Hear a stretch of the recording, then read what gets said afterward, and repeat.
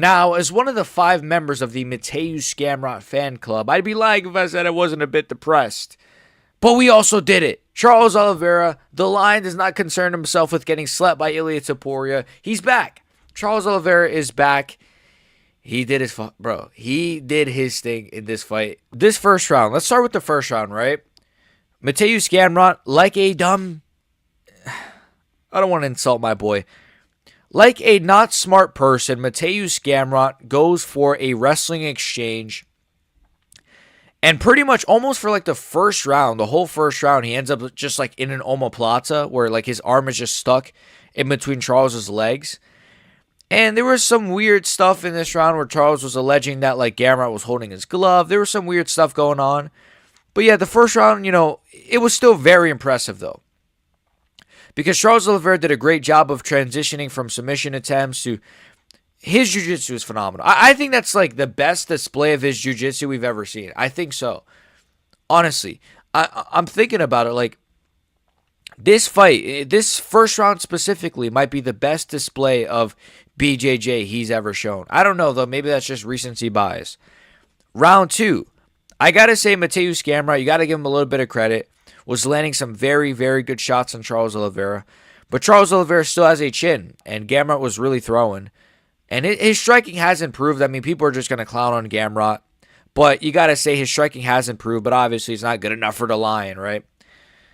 So Gamrot, he's doing his thing, but like he's also getting walked down, and Charles is building momentum on the feet.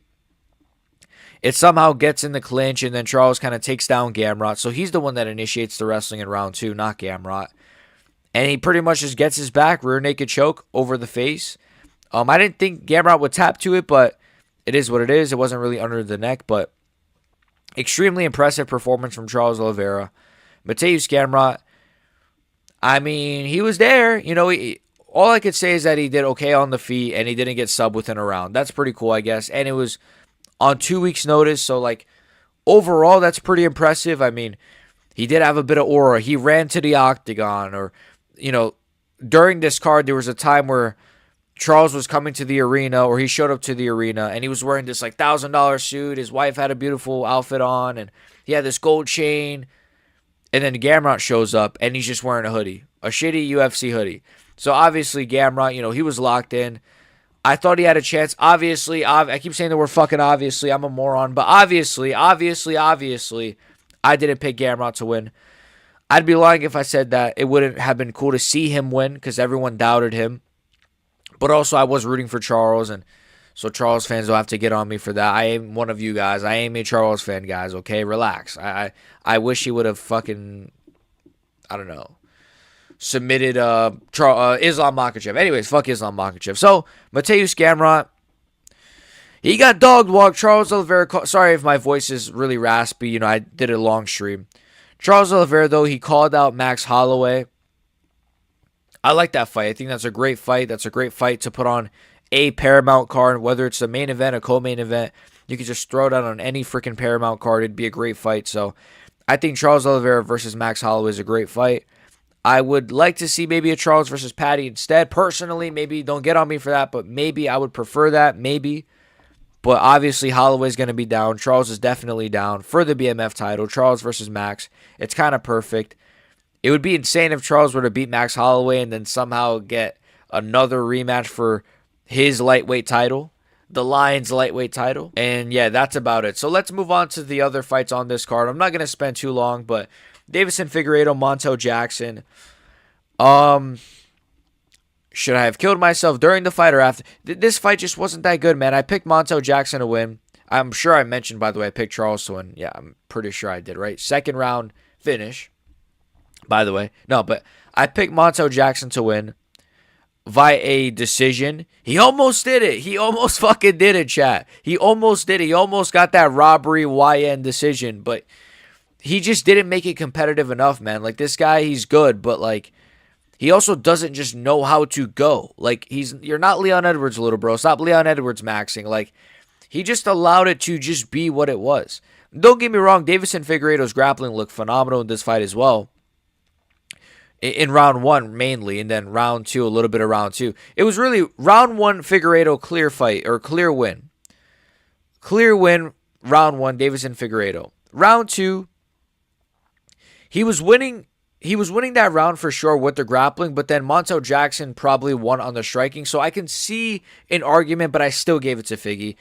And then round 3, I gave it to Montel Jackson personally because I don't think Figgy did enough either. Both guys were just tired or timid. I don't know. But overall, kind of an ass fight. I can't lie. Some moments here and there. Figgy's not washed. That's pretty cool, but not really the most exciting. I got my pick wrong. I don't really care about that. I just wish the fight was better. Vicente Luque versus Joel Alvarez. This was weird. I don't know, man. This was another one where it was like I expected more and I just didn't get what I expected. I picked, of course, Joel Alvarez to win by a first round finish, and that's not what happened at all. Maybe I'm glad that didn't happen. I like Vicente Luque. Look, don't get me wrong. Vicente Luque, he had some good striking moments in this fight, mainly in that first round, that second round. He had some good striking moments where he would land the left hook on Alvarez or he'd land that overhand. But I don't think he has the pop anymore, man, or the power. Just, I don't know what it is. Obviously, Alvarez has a good chin as well. But I don't know. Vicente Luque couldn't really do much to Joel Alvarez. At the same time, in round 1, it was just such a weird thing because Joel Alvarez lands like a knuckle to the eye of Luque. Luque kind of complains it's an eye poke, or I guess the ref assumes it's an eye poke. I don't know what it was. But it was a knuckle. It wasn't an eye poke. The fight should have instantly been called in, or not called in, but let's go, let's get back to the action. But instead, they basically give Luque a free timeout.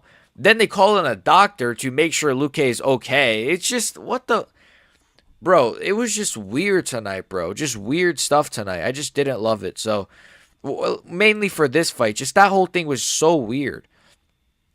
It was so weird, but overall, Joel Alvarez, he kind of got robbed of that, first round sort of TKO thing. I feel like, and I only noticed this after the fight, I kind of rewatched a little bit of it. He kind of felt bad for Luque. I think he could have finished Luque in round 3, but he kind of just accepted a decision win. Whereas I feel like if he just really wanted to, he could have finished Luque, but I think there was a respect thing there. I don't know. Overall, Luque is a bit washed, and Alvarez he's good. He's going to be good at welterweight, but I just wanted way more, man. You can't finish Vicente Luque. So either he just didn't want him, he didn't allow himself to out of pity, or he just basically just not as good as he was at lightweight, where he could basically tower over everybody. Overall, though, it is what it is. Jonathan Deniz versus Mario Pinto. I picked Mario Pinto to win via a second round. I want to say KO. First or second round, I think. And he kind of did that. It was weird. This was a weird one. I mean, he used his wrestling very well. I got to say, I mean, he's not a blob. We knew that already. We already knew he's not a blob, so he's in great shape. I'm not trying to be John Jones. I'm just saying, he's built like a heavyweight. That first round, he pretty much just used his wrestling to dominate Jonathan Deniz, and then he did the same in the second, TKO'd him. Not much to go off of here, man. I mean, we had that funny moment post-fight where he basically was talking in Portuguese, or he was attempting to, and then he randomly starts speaking in English and this Birmingham accent. It was just crazy. But Jonathan Deniz, I picked him to lose. I didn't think he was good enough. I didn't think Mario Pinto would dominate him with the grappling. I thought it would be more of a striking thing, but still very impressive, man. Pinto, he's got something at heavyweight for sure. Moving on, Ricardo Ramos, Con Ofli. I picked Con Ofli. He got a submission win. I was a bit worried here, but it is what it is. We're just going to skip through these. Lucas Almeida, Michael Aswell. Michael Aswell looks like Benoit Saint-Denis, so I got to support this guy. So Michael Aswell, I picked him to win, and he won as well. He had a solid first-round finish. Not much to say. Jafel Fioho, Clayton Carpenter. I got this pick wrong. I said that Clayton Carpenter would win. But he got subbed in the first, man. I thought he had better submission game than that, but it is what it is. That was a fun little scrap while it lasted. I got to say, wait. I know we're all over the place. I'm sorry. Michael Aswell leaked Joshua Van versus Pantoja. Now, that's what you guys want to hear. Now, I'm not. When I say leaked, I don't mean he leaked the... No, he leaked the fight. So basically, he said something like, I want to be on that December Pantoja Van card. He leaked it, basically. He basically leaked it. We kind of knew that fight was happening. My voice is so shot, bro. I'm sorry. We kind of knew that fight was happening. but he badly leaked it. He's probably going to get cut. The kid is cooked. But, yeah, again, this was a very impressive performance from Michael Aswell. Clay Carpenter, my GOAT, got subbed. Yeah. Anyways, Vitor Petrino versus Thomas Peterson. Woo, this was a garbage fight. This was a trash fight. I'm not going to lie. This fight was actually dog shit. Like, it had some okay moments at the beginning, and then it just dwelled into, like, we're both fat and tired, so we're just going to literally just be fat and tired. And that's all it was. Like, it was just two overweight men just being overweight men. That's how I can put it, honestly, without being whatever. It was terrible. Like, round 3, I guess someone in my chat was saying that people were saying round 3 the KO was rigged. It was not rigged, bro. Thomas Peterson was just fat and tired. Honestly, that's not even trying to be, like, insulting.